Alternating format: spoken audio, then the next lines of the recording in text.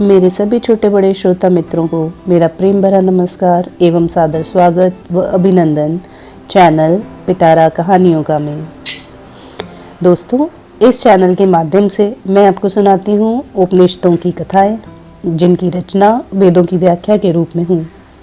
जो बातें हमारे वेदों में बहुत जटिलता से कही गई हैं, उपनिषद उन्हें सरल और सहज भाषा में प्रस्तुत करते हैं। उपनिषदों में ब्रह्मा, विष्णु, महेश, सूर्य, अग्नि, इंद्र आदि देवी देवताओं से लेकर पावन नदियों, वृक्षों, पर्वत, समुद्र आदि कथा पात्र होते हैं। तो आप भी ज्ञान की इस दिव्य यात्रा में हमारे साथी बनिए, क्योंकि हर गाथा कुछ सिखाती है और हर सीख जीवन बदल देती है। मित्रों, चैनल को लाइक व सब्सक्राइब करें व अपने सुझाव कमेंट बॉक्स में अवश्य दें।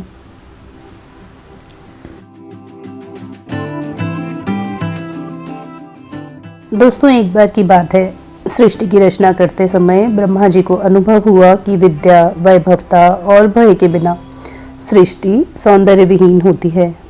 विद्या के अभाव में प्राणियों को अपने जीवन के उद्देश्य का ज्ञान नहीं होता। वैभवता के अभाव में सृष्टि की सुंदरता समाप्त हो जाती है और भय ना होने से प्राणी पाप कर्म करने से नहीं डरते। अतः इन समस्याओं का समाधान आवश्यक है और इन समस्याओं के उपाय के लिए ब्रह्मा जी विष्णु लोक गए, किंतु श्री विष्णु भी इसका कोई समाधान नहीं निकाल सके। तभी वहां श्री शिव जी प्रकट हुए।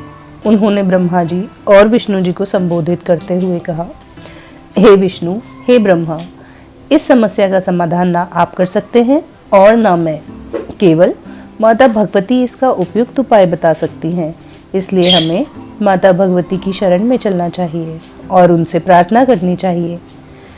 देवी भगवती अत्यंत दयालु हैं, वे हमारी प्रार्थना अवश्य सुनेंगी। ब्रह्मा और विष्णु को शिव जी का परामर्श उचित लगा। वे देवी भगवती की कृपा दृष्टि प्राप्त करने के लिए उनके महल के द्वार पर पहुंचे। प्रवेश द्वार बंद था। त्रिदेव किसी भी प्रकार से उसमें प्रवेश ना पा सके। तब उन्होंने देवी भगवती का स्मरण करना आरंभ कर दिया। तभी देवी भगवती की माया से त्रिदेव 3 सुंदर स्त्रियों में परिवर्तित हो गए। उनके शरीर पर सुंदर वस्त्र और आभूषण अलंकृत हो गए। अपनी यह दशा देखकर त्रिदेव अत्यंत आश्चर्यचकित हुए। त्रिदेवों के स्त्री रूप में परिवर्तित होते ही महल का द्वार अपने आप खुल गया। महल में प्रवेश करने पर उनकी दृष्टि भगवती माता पर पड़ी। अनेक सखियों और सेविकाओं से घिरी हुई भगवती माता कमल के एक सुंदर आसन पर विराजमान थी। उन्होंने दिव्य पीत वस्त्र और आभूषण धारण कर रखे थे। उनका चेहरा करोड़ों सूर्यों के समान तेजपूर्ण था। ब्रह्मा, विष्णु और शिव ने भगवती माता की स्तुति की और उनसे अपने इस रूप परिवर्तन का कारण पूछा। तब माता बोली, हे त्रिदेवों, आप जिस समस्या को लेकर मेरे पास आए हैं, ये रूप परिवर्तन उसी समस्या का समाधान है। समस्त प्राणियों को ज्ञान, वैभवता और भय का मिश्रित फल आपके इन्हीं रूपों से प्राप्त होगा। आपके ये तीनों रूप वास्तव में मेरे ही अंश हैं, जो सरस्वती, लक्ष्मी और काली के नाम से विख्यात होंगे।